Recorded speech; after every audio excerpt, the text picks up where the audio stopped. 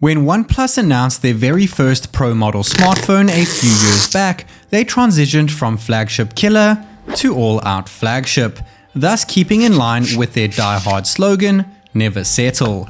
I guess you could say that the OnePlus 7 Pro was a pretty huge turning point for the company. A year later, they released the OnePlus 8 Pro, a phone that added in even more flagship features to the mix, such as an IP68 water resistant certification and wireless charging, which placed OnePlus right up there with the best flagships around. Last year, the OnePlus 9 Pro arrived with plenty incremental upgrades, such as faster wired and wireless charging, and more notably, huge camera improvements. Today, I'm here with OnePlus's latest flagship device, and after using the phone for a little over a week now, I think it's safe to say that OnePlus have settled. But in saying so, is that really such a bad thing? This is Tech Nick, and this is my extremely detailed full review of the OnePlus 10 Pro.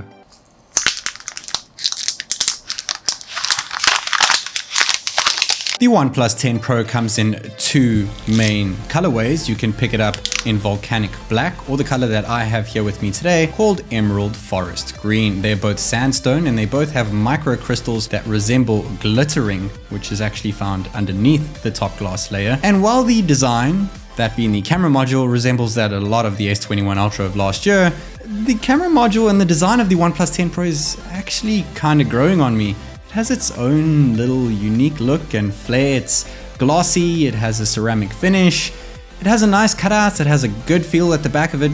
Overall, I'm pretty impressed with the design language of this year's Pro model from OnePlus. We do have that silicon case bundled in the box, and unfortunately it is not sandstone like we've seen sandstone cases from OnePlus. They do sell them. It would have been cool to see them include a premium case such as that with a premium device such as this.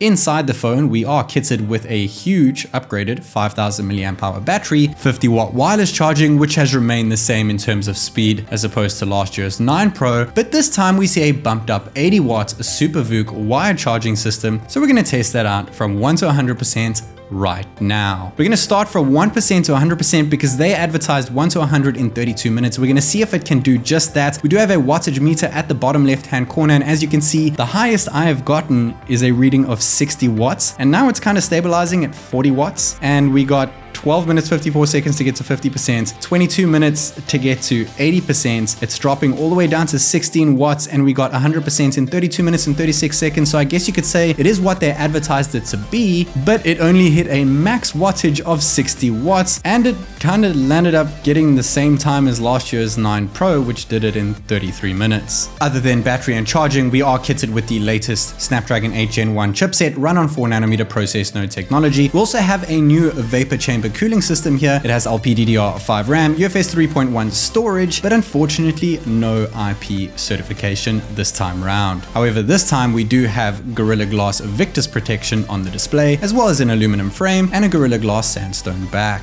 Inside that flowy camera module sits the exact same main and telephoto lens of last year. This time round, however, we do have a new ultra-wide sensor, and though it can go all the way up to 150 degrees field of view, last year's OnePlus 9 Pro actually had a better ultra-wide sensor, which was actually a larger lens. You can shoot a fisheye mode with that new 150 degree field of view and without the fisheye effect as well. There is distortion though, or you can crop it down to 110 degrees field of view and use the native 50 megapixel cam. You can't use that with the 150 degree. The main looks pretty decent, binned down even better thanks to AI. We do have 2 times digital zoom over here, still using the main, but as soon as we flick over to 3.3 times, then we kick in the 8 megapixel telephoto sensor. It does pretty well at 3.3, at 5, not too bad either. 10 times kind of borderlines most main camera sensors since they have a higher megapixel count, and 30 times is the max zoom.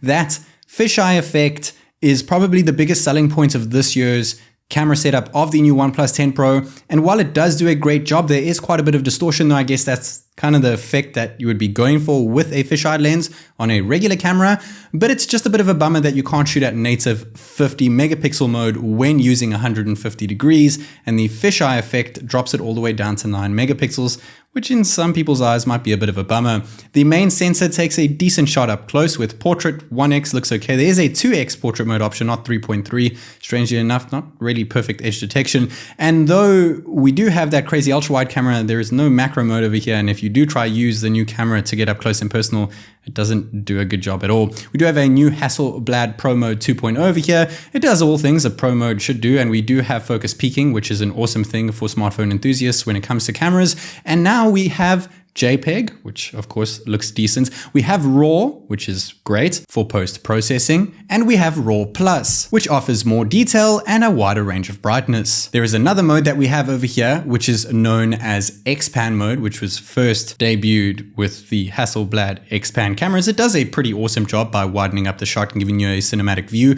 We do have 1080p 60 FPS, 110 degree field of view ultra-wide recording, no 150 degree field of view ultra-wide recording at all, which is a huge bummer for a phone that boasts about its new 150 degree field of view ultra-wide mode. Same thing, 4K 30 FPS ultra-wide. This is the highest FPS that you can get at 4K with ultra-wide, and the highest field of view is 110, crops in by quite a bit. We do have 8K 24 FPS as well, though this has no stabilization. It still looks pretty good, and I guess it would be more well suited when you're standing still and recording moving objects, not really the other way around, like I'm doing over here. 4K 120 FPS though, it's awesome. Once again, no stabilization. Similar thing if you're recording, I guess, a car race or a horse race, it could look potentially pretty awesome. We do have regular 4K 60 FPS mode here as well. As you can see, the stabilization is kicking in now and it's doing a pretty good job. A few jitters here and there, but overall the video quality is more than decent, and there is really good lighting on the day that I took these videos, so it shouldn't have much of a problem getting a lot of dynamic range and detail and colors, which it's not really doing. 1080p 60 FPS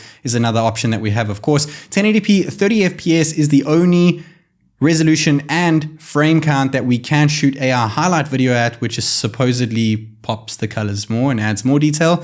I can't really see that. And we do have 1080p 30 FPS, which is the max for bokeh video, even though the Snapdragon 8 Gen 1 is actually capable of 4K bokeh video, something that we still have not seen in a Snapdragon 8 Gen 1 powered smartphone this year. 1080p 60 FPS ultra steady is currently off. I am really running over here. Was pretty exhausting, and switching ultra steady mode on, though it makes it a bit more stable, I guess you could say. It really deteriorates the quality over here. We do have 4K movie mode. It kind of crops in the top and bottom.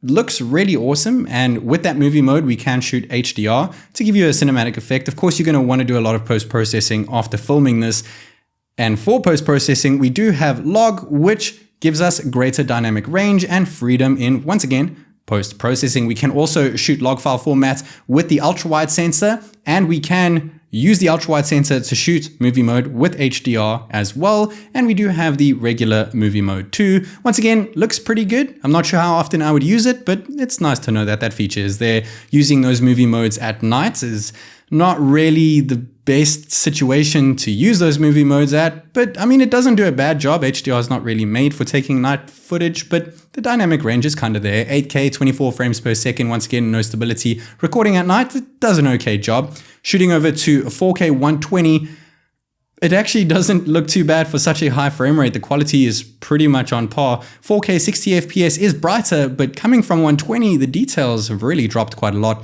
4K 30 once again is the brightest because of the lower frame rate, but the details just get completely blown out. We do have AI highlight video on the right-hand side, which as you can see is a lot brighter than the left-hand side 60 FPS, but once again, details fall short. 110 degree field of view ultra-wide mode, once again, no 150 degrees. 1080p 60, 4K 30 is the sweet spot for recording ultra-wide at night, as I mentioned with all smartphones, and taking photos at night. Using the fisheye mode, it does an okay job at 150 degrees field of view. Switching over to the regular cropped in 110 looks okay. Night mode on can only work with the cropped in mode. You cannot turn night mode on with the 150 degree lens, which really sucks. Night mode on with the main looks great, and you know, Qualcomm have actually stated that they're using Mega Night mode this time around with their new chipsets. I can't really see much improvements from last year, and the telephoto lens does not kick in at 3.3 times. It does not get used at 5 times. I've checked the resolution, I've checked the megapixel counts of the exported renders, and no, it is sitting at the main camera's resolution of 12 megapixels the whole time, meaning it's using digital zoom even at 3.3 times. But strangely enough, it kicks in at 30 times, and you can use night mode all the way up to 30 times. The main sensor with a close-up subject at night looks okay. Night mode on looks okay, and long exposure mode is another thing that's there. The camera system is a bit of a mixed bag. I guess you could kind of put it in the range of mid-ranges of this year. We have a power button on the right-hand side as well as the alert slider, which can switch between ring, vibrate, and silent. On the left of the device, we have a volume rocker, and at the bottom, we have a dual SIM 5G standby tray. Unfortunately, there is no expandable storage, and even though there is no IP certification, there is still a water-resistant seal. Next to that, we have a USB 3.1 Type-C port, and aside that, we have a dual stereo speaker, which is matched with the one at the top found inside the earpiece. At the top left-hand corner, we find a punch hole, which houses the 26mm selfie camera, which is of course the new 32 megapixel Sony IMX6-105 sensor, which is actually larger than last year's camera, so it should make for some decent shots. Regular selfies actually come out looking great with plenty of detail, as you can see in my beard over there. Portrait mode is pretty fantastic too, with almost no edge detection. Sometimes there's a bit of jaggedy edges around my head, but otherwise, not too shabby. What's up guys, Tech Nick here, recording a selfie video on the OnePlus 10 Pro. Unfortunately, it is still capped at 1080p resolution, and it is still capped at 30 frames per second. A bit of a bummer for such a, what could have been an impressive device. Nevertheless, let me know what you guys think of this, since it is using a new selfie sensor. We can also record 1080p 30fps selfie bokeh video, which looks okay, but the biggest drawback over here for me personally is the fact that this phone can only shoot at 30 frames per second and has a max resolution when recording with a selfie cam of 1080p. Stabilization's okay, I guess you could say. 1080p at night drops even lower to 20 FPS, obviously to brighten up the look a bit. It's okay, I've seen better. We do have night mode over here, and when you flick it on, it's a bit blurry. I guess maybe my hands were a tad shaky, but it shouldn't be affected that much, right? Portrait mode looks okay at night, and the flash mode, I mean, you guys let me know what you think of the selfie cam. For me, once again, it's a bit of a mixed bag, a tad bit lackluster, but powering on the device, maybe things can improve and turn that frown upside down for me anyway.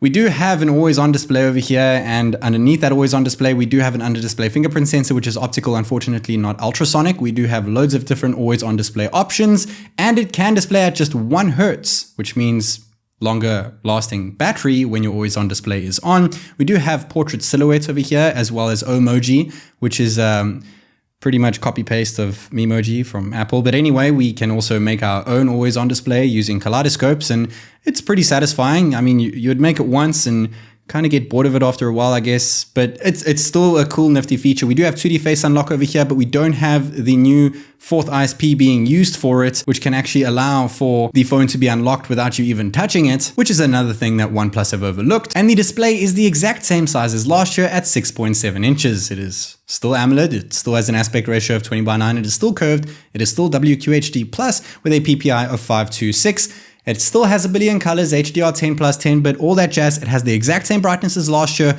at 1300 nits, and the screen to body ratio has dropped compared to last year's too. I really do miss the OnePlus 7 Pro's pop-up camera and completely uninterrupted display. Of course, we do have that WQHD plus display, and when it's paired with LTPO 2.0 technology, really makes for a nice fluid experience. As you can see, I'm using third-party software, which I actually had to connect to a PC to use.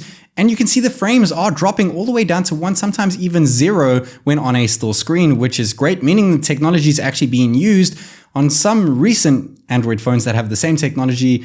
I actually haven't seen it be used that well, and it only really drops to 30 and can go to 60 and 120, but this can go all the way down to 1, which is fantastic. Not to mention, we do have a 1000 hertz touch sampling rate, which is, I guess, cool if you know what that is. We do have brightness over here, and we have eye comfort mode and screen color modes, and this time around we actually have dual color calibration, which means that we can see more details within colors at lower and higher brightness levels. We have image sharpener as well as video color enhancer, and we do have bright HDR video mode for anyone that cares. We also have dark mode over here, which you can set to turn on at a specific time, or sunrise or sunset, and we do have 3 different dark mode options, thanks and courtesy to ColorOS. Enhanced being my favorite one. Nice, dark, and deep, rich blacks. And it does change the color of your wallpaper on your home screen as well as your widgets. It works with third-party apps and looks fantastic across the board.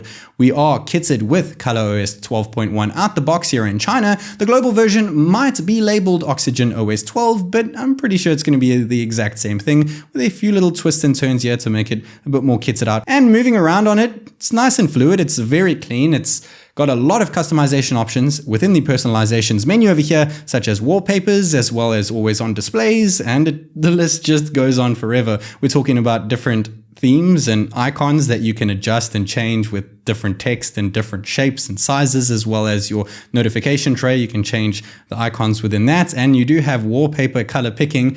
It doesn't work the best. It kind of just chooses one color, but it still does the job as you would expect it to do. ColorOS is still absolutely fantastic software, which has a smart sidebar over here in order to get access to your apps that you use most. And we do have floating window, which is nice and neat, as well as split screen over here, where we can switch between the top and bottom of the split screen, and we can adjust the size of each one too. So I guess multitasking is a bit of a plus when it comes to Oxygen OS as well. Oxygen OS is super clean. And yes, we do have Google over here. I mean, it is a OnePlus device, and of course the Play Store does work. You would expect that from OnePlus, but it works on the Chinese version too, and the haptics are more than impressive, putting it right up there with the best of the best. But what about the audio? Let's go ahead and give a listen to two of the best sounding smartphones I've ever tested.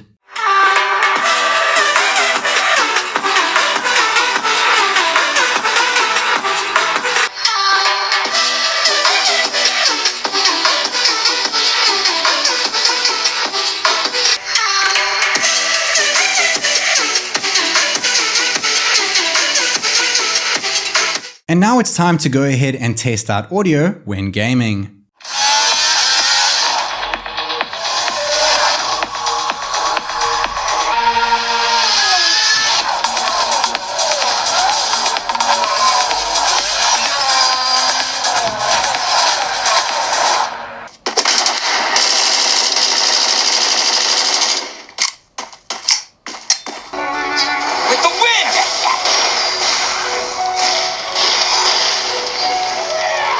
At the OnePlus event, OnePlus spent a full 20 minutes speaking about HyperBoost, which automatically pushes your hardware to the limit while gaming. It automatically turns on, but only with certain games. We do have Game Assist overlay over here, which is great. We also have a Pro Gamer mode over here, which can boost all your clock speeds up. And we do have ultra steady frames, which can apparently keep your frame rate, I guess, as red ultra steady. So let's test it out in Genshin Impact.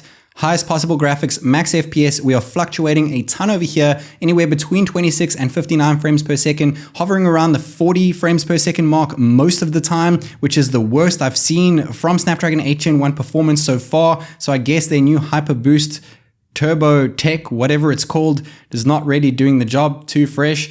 I mean, other Snapdragon 8 Gen 1 powered smartphones are getting between 42 and 57 and not fluctuating that much and don't cost as much as this. And that new vapor cooler inside of it doesn't seem to be doing the best job, setting it around 50-60 degrees when room temperature is at 25. Testing out Bullet Force over here, we can turn on Pro Gamer mode, but we cannot turn on Ultra Steady Frame mode over here since it is not supported, and HyperBoost did not get kicked in with this game since it is not supported. And we are also getting capped at 60 frames per second, even though this game has an unlimited frames per second cap, meaning it can go all the way up to 120 or whatever your device's refresh rate can reach, in this case being 120, and we're sitting at 60. Same thing can be said with real racing. We can use Pro Gamer. We cannot use Ultra Steady Frame mode over here, and it is capping at 60 despite the fact that the game can actually hit an unlimited frame, meaning that it should be able to hit 120 on this device, since this device can get capped at 120 FPS thanks to its 120 Hz refresh rate panel. But I mean, not all things are lost. We do have RAM expansion over here that can boost your RAM all the way up to 19 gigs, though it uses the UFS 3.1 storage. And we do have the new Snapdragon 8 Gen 1 processing chip, which is supposedly 20% more powerful and 30% more power efficient. But what does that mean for benchmarks? And before we get started with running through 3 different benchmark tests over here, we're going to make sure to enable Oppo's enabled high performance mode on our OnePlus device and check the temperature at the start of the test, as well as the percentage of battery, and we'll compare that at the end of the test. Kickstarting things off here with AnTuTu version 9.2.7 to test out the GPU and the CPU over here. At the end, we're going to compare it to a whole bunch of other Snapdragon 8 Gen 1 powered smartphones, as well as last year's OnePlus 9 Pro. And after going through Geekbench, we're testing out 3D Mark and getting to the battery drain results. It drained by 10% with a milliamp hour per minute drainage of 33.3, which is higher than the average tested on my channel. When it comes to temperature, it's a tad bit better, adding only 21.4 degrees in Celsius, which is still a lot, but it's a lot better than the average on my channel, channel, which adds about 27.1. And when it comes to AnTuTu, while it did score over 1 million, which is fantastic, it was neck and neck with the Realme GT2 Pro and the Xiaomi 12 Pro, but the iQOO 9 Pro, which is made by the same parent company BBK Electronics, got a whopping score of 1,028,000 points, though it did beat the Motorola Edge X30 with the same chipset, I guess, and the OnePlus 9 Pro right at the bottom there with just shy of 800,000 points. When it comes to Geekbench testing out the CPU over here, the single core score got the highest score I've ever seen on an Android phone running a Qualcomm chipset ever, with 1,261 points, beating everything underneath it. But the multi-core score is a bit of a sad case over there, considering the fact that the OnePlus 9 Pro got just 6 points less in terms of multi-core score. And last but not least, 3D Mark Wildlife testing out just GPU over here with that new Adreno 730 integrated GPU. It got a score of 9,931 points, getting an FPS of 59.5. Of course, that is the average FPS, and it was only beat by the Motorola Edge X30, which got an FPS of 60.1, so not far off of that. It beat every other Snapdragon 8 Gen 1 powered smartphone on my channel, and of course leaving the OnePlus 9 Pro in the dust. OnePlus have no doubt put most of their energy this year into their latest flagship design. The OnePlus 10 Pro has a stunning looking backplate thanks to its sandstone matte glass finish, trapping in microcrystals that aid in a subtle glittering effect. And while they might have taken a page out of Samsung's book when designing their new ceramic camera module, which wraps into the phone's frame, it's actually kinda growing on me. Inside that stylish camera bump sits 3 very lackluster sensors. The main and telephoto cameras have remained the exact same as last year's. The only upgrade here is found within the ultra-wide mode thanks to the new 150-degree field of view sensor, and while it's fun to mess around with, I can't help but feel that last year's ultra-wide camera was a lot better thanks to its much larger sensor size. This year's sensor is not only smaller, but lacks the ability to shoot native 50 megapixel still shots at 150 degrees and can't even record video at that crazy field of view either. Speaking of video, 4K 120 FPS is great to have, but OnePlus have completely neglected the new Qualcomm chipset's ability to record 4K portrait video. Not to mention that selfie video is still capped at 1080p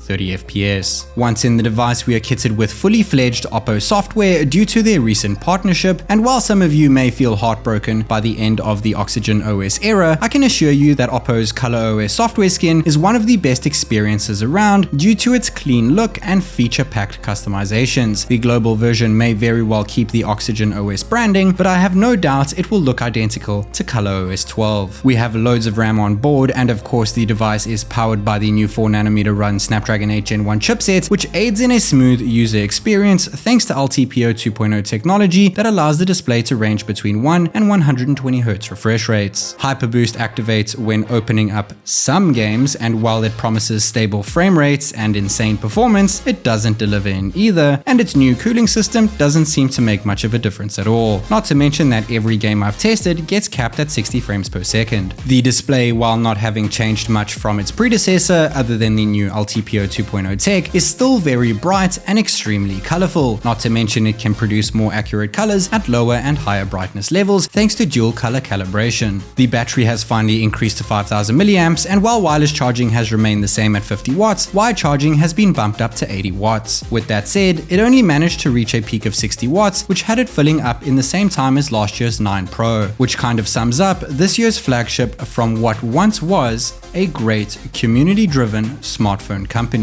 So yes, OnePlus have settled with their latest flagship entry, and don't get me wrong, the OnePlus 10 Pro is still a fantastic smartphone. It just had so much potential to be so much better.